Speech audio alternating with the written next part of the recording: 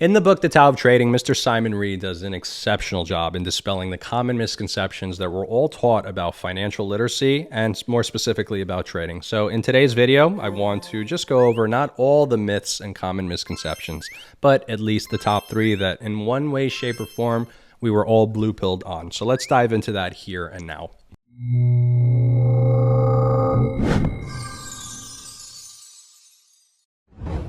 Myth number one is 10% annualized return is good enough. They spend millions, if not billions of dollars of advertising trying to convince you that what worked in the 1940s, 50s, 60s is going to work now.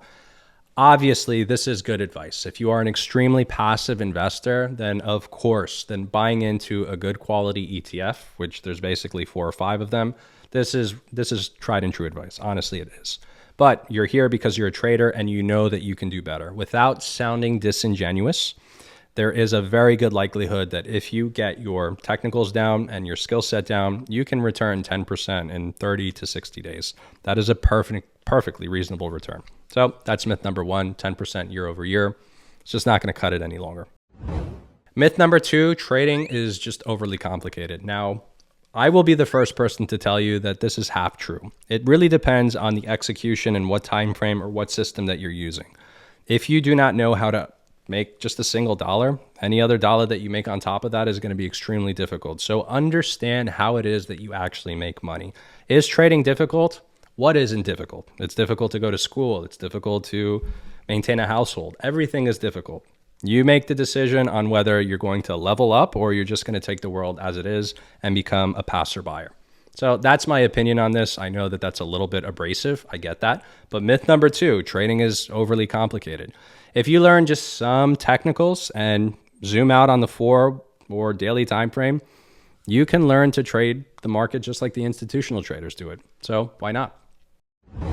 And myth number three, I will be the first to tell you, just like myth number two, there's half truth to this, but trading is straight up gambling. What isn't a gamble in life? Life is a gamble. Everything that you do is all perception. It's all probability. It's all statistics. And it's a matter of you identifying where it is that you have an edge, going to university, starting a new business. These are common examples that I'm constantly using. Trading is no different. Can you identify an edge in the market? If you can, then you can do this pretty successfully. That's why you guys are here. I don't need to convince anyone of this. If you look at market as gambling, then how are you going to learn how to play the game? How are you going to make it where, yes, it might be a form of gambling for sure, but where is that edge? And can you identify it and can you execute on it for longer term? So those are going to be the 3 common misconceptions that I will talk about in this video. I just want you guys to have a broad-based sense of where it is we're trying to go and what it is that we're actually trying to do. We're not looking for astronomical returns. We're just looking for better than a baseline.